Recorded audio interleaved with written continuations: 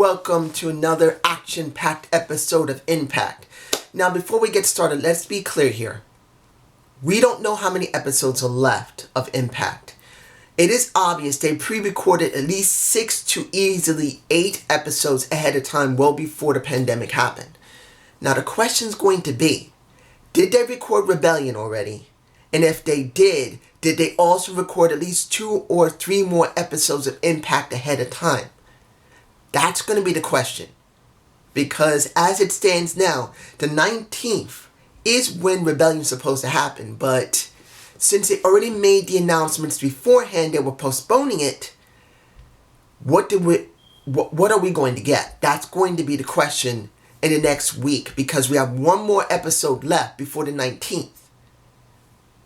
You guys tell me below what you think. Because for me personally, I think they've already pre-recorded Rebellion. And maybe 2 or 3 more episodes of Impact before the order of the lockdown happened. So this is still a big question mark. Hard to say. Opening is Willie Mack. Mad because the Rick Swann got his ass kicked by Reno Scum. And on the orders of Ace Austin. He calls out for Ace, but Reno Scum comes out. And he has a match with them. Wasn't a bad match. In the end, I didn't expect him to win, and he got his ass handed to him. I kind of wish that Rick wasn't injured, because as it stands, it would have made sense if Rick just came back. But he wasn't there. Ace comes out and annihilates Willie Mack, Chocolate Thunder himself. I'll say this. It's not a bad story that I'm seeing, but due to the fact that we have very little idea what we're going to be dealing with. As I said earlier, it's a possibility that Rebellion has already been pre-recorded, because if the brass in the back were smart, they realized they needed to do something early. They needed it badly. So hopefully they got it prepared. Now, we had a couple of video packages. One, we had the Rosemary at a bar, frustrated, wanting some souls, but not sure who would be accurate. Then you had Johnny Swinger coming out after the guys who she was looking at, saying that he is the best person to get her what she wants. Do what she wants. Hell, he's got connections to MJ, and he's going to be bringing them next week. I do not know what that means. Is that a new wrestler coming in? Is this a joke? I don't know. There's going to be a question if this is something that's going to happen next week, or is it going to be a cliffhanger? Or even if it's real or not, I don't know. Next, Kylie Rae with Gail, with Susie, and then finally a little Kiley Hogan on the side. And I'm going to say this with Kylie Rae. As I said before, I've seen Kylie Rae in reality wrestling, and I thought that she was a bite off of Bayley. I don't think, wait a minute, I should take that back. I think I said that in a comment, not in actual openly. Just in case if I did, then I did. But if I think I might have said that in a comment. But I remember her. I do remember she was a great wrestler, but I always thought that she was biting off of Bayley in some way. And now I know she's not. She is her own separate entity and different. Seeing that you see now how Kylie interacted with Susie, who I don't understand why they're still showing Susie. Honestly, I don't know why. And then you bring in Kiley Hogan into the mix, which didn't make a lot of sense when dealing with Susie, because Susie is an innocent face at this moment, even though she's a heel, an evil one. Then you don't let Kiley Hogan get angry at her and say, my friend was destroyed because of you. She doesn't even bring that up. And now she says she wants to face Susie in a match. And now we're also going to get Kiley Hogan facing Kylie Rae I believe at either next week or Rebellion. I don't know which one it is. I don't remember. But it's not the point. It feels kind of disjointed. Then we got the match between I'm thinking about what's going to be coming. Because here in this match didn't really make a lot of sense.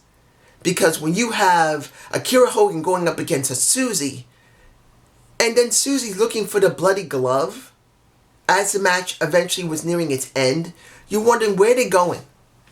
What did they actually accomplish when they did that long segment of Susie, who became Su Yung, is now free to go off and do what she wants?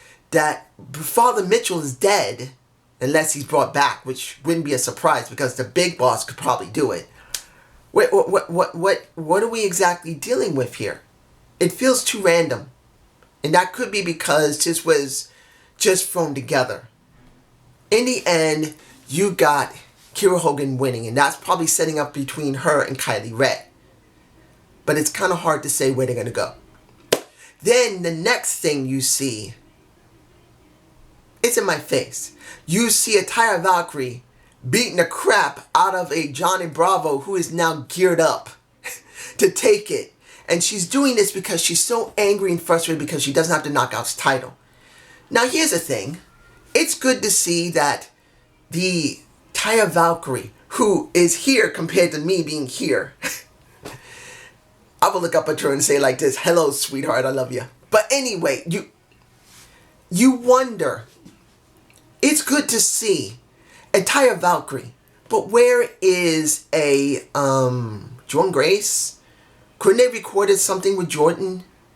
Couldn't they have some type of segment with Jordynne? I would like to see the champ of the Knockouts division. She feels very nothing right now. Unless she's hurt or sick, and that could have happened. If she wasn't hurt, she was not sick, it's upset, or her contract hadn't expired, it's a bit upsetting to see that she is not included in anything right now. I have not seen her at all in all these tapings, except when she had to wrestle. So it's kind of, you guys tell me. It just feels empty for the Knockouts division right now. It's all about the world title with Tessa. And there's almost nothing with Taya, nothing with Jordynne Grace, and the women next to a Kiley Hogan, Su Yung, Susie. I know they're both the same. They're just adding them all together. It doesn't feel like anything. Now, here's another thing that kind of feels random with the women. Havoc versus a... I don't understand why they made her do double work here. I was fine with... Think a minute. Calm. Madison Rayne on commentary is fine. Madison Rayne in the ring is fine. Putting them both together is like, why? Why is Havoc facing a Madison Rayne? For what reason? It was very random. She doesn't gain anything. Madison Rayne gains nothing. And Havoc gains nothing in this match. This doesn't lead to a Jordynne Grace match. Jordynne Grace doesn't show up. Jordynne Grace has no video package. Jordynne Grace has no interviews. Jordynne Grace wasn't even on the damn Titantron. So it feels just thrown together. Of course, Havoc wins, and I wasn't expecting her not to after what they did in that great video packages of her facing Su Yung, killing the Father Mitchell, and him going to heaven and saying, "Who booked this shit?" That was good. That was good. OVE versus the ECW Originals. Now, there's not much I need to say here because there was no Sami Callihan. Guys, and I will get to Shamrock in a minute, but let's be honest here, guys. What are they doing with OVE? As I've said, OVE is supposed to be destroyed by ICU. What is Sami Callihan? ICU should be the dominant thing, and OVE should be destroyed. Unless you're going to have Madman Fulton as the leader, which he doesn't look like he has a character for that. You're not going to let Jake be the leader up from the Chris brothers, even though he seems like it would be the best person to do it. I don't think Dave is the right person. It would be Jake. If you're not doing anything with OVE, it just feels like a waste not to let Sami Callihan destroy them. So seeing them get beat here, I wasn't surprised. Now, sorry for the noise, guys. Now, Shamrock. I don't understand when it comes to Shamrock. I don't. I'm not against Shamrock putting over Sami. He did. I'm not going to repeat what he said. When it comes down to it, he put over Sami saying that he's vicious, he's destructive, but he has no right to do what he did. trying to take away someone's livelihood. The thing for me is this. What are they doing with Sammy? I'm sorry, guys. If everyone thinks they're doing well with Sammy, explain to me why they're doing well with Sammy. Because as far as I can tell, they're letting Sami Callihan float. It's not the point of him going after Tessa immediately. I never said for him to go after Tessa immediately. I said he should go after everyone else first. OVE, go after Jake Chris. Go after Dave Chris. Go after Madman Fulton. If Eddie Edwards was there, destroy Eddie Edwards. Go after Tommy Dreamer. Destroy him as well. Then, finally, he would go back to Tessa. A redemption of going from here to here to here, and then going right back to where he belongs. And I don't see that doing that with Shamrock. I just don't. This is a gimmick match. Yes, he's going to get some clout and some rub from Shamrock because he's an original from TNA. But it does not help his character in this situation. Yes, you can get clout from a legend at a pay-per-view. But what does that mean for the story between Tessa and Sammy? Because as it stands right now, Sammy is not. And if you didn't see Chris Van Vliet, I believe I'm pronouncing his name right, Vliet or Vliet. I'm always bad with names, guys, sorry. But I'll see if I can leave a connection to the video in my description if I don't forget. But I watched what Sammy said. I respect what Sammy said. Particularly he said, no rushing back. He's more of an old school style wrestler. But I'm not against him waiting almost 2 or 3 months to come back, even though he only was gone like 6 weeks. He should have been gone longer. At least show little hints that he will be coming back, like he did with ICU. But the thing that gets me, he should be doing the redemption, where he destroys everyone that is connected to him first, and then rise back to Tessa. Now that could still be going to happen. It could still happen. But I believe it should have happened first. That's what I really believe it should have happened. He should have gone through already destroying Jake, getting rid of him. Dave, getting rid of him. Madman Fulton all by himself. Or better yet, go through Madman Fulton first. Then Jake. Then Dave. Then if you want to do Shamrock, you could have done that in the middle of it and did the pay-per-view. Then after he destroys them, he starts going after Eddie Edwards. Destroys him. Then he goes, or you could switch between Eddie and Tommy. You could have Tommy first. Then Eddie. Then, finally, he begins to assert himself in the main title scene dealing with Tessa.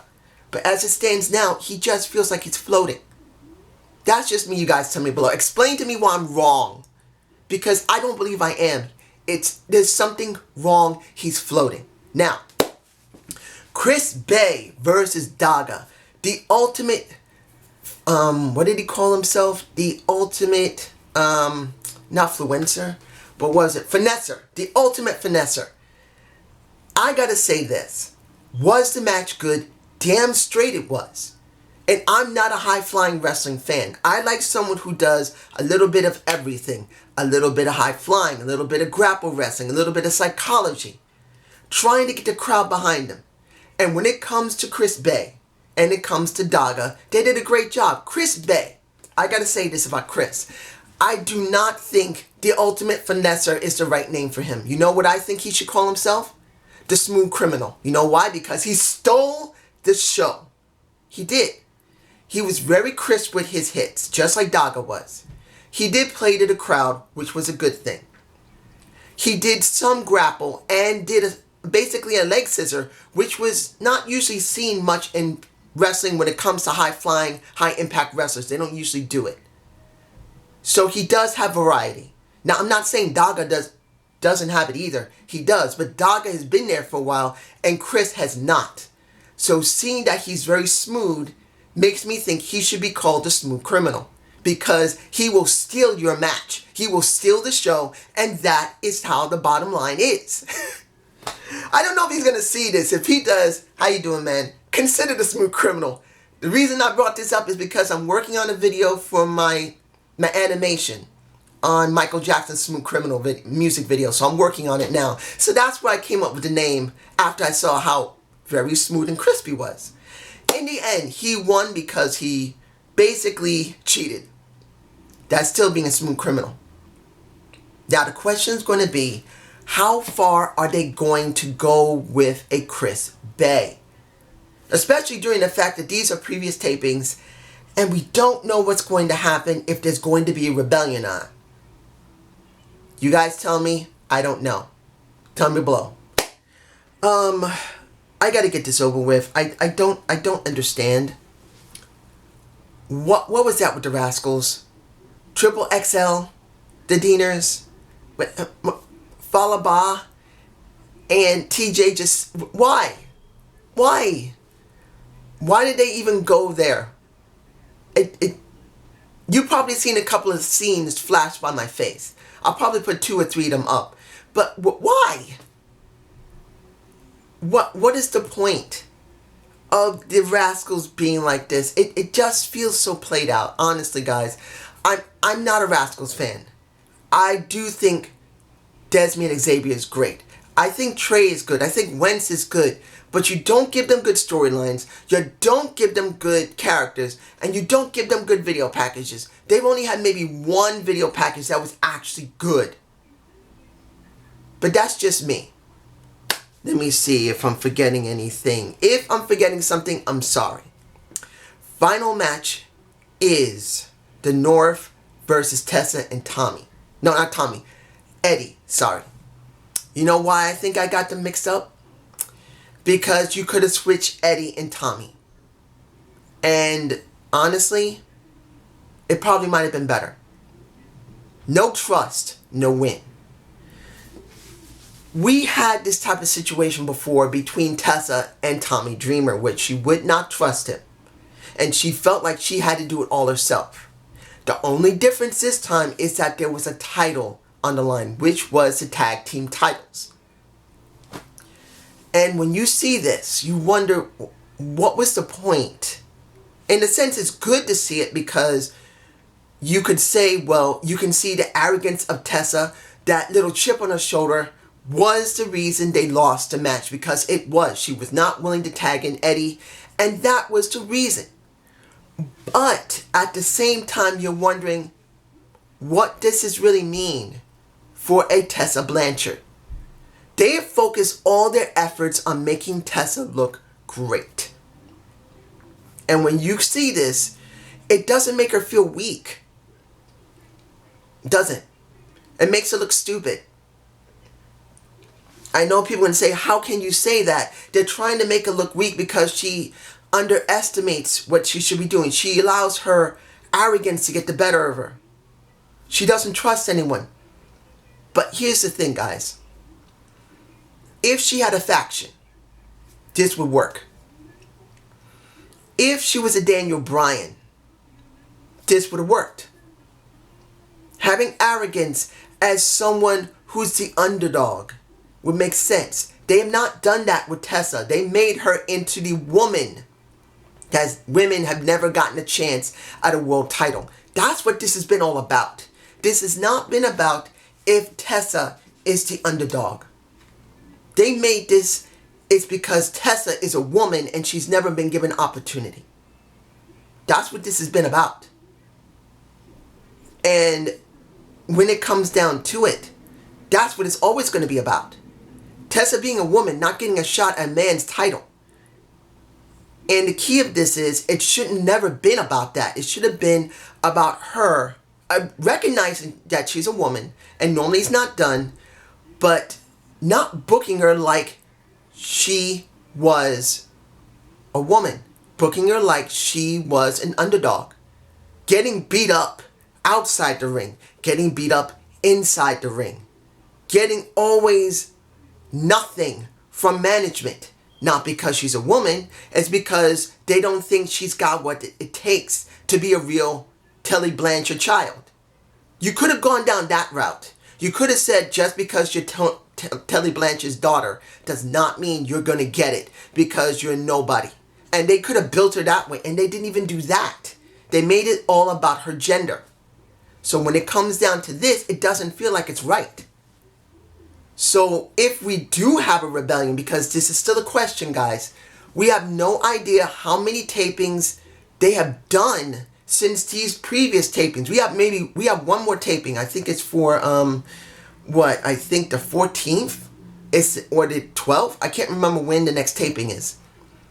But we have one more taping before Rebellion is supposed to happen.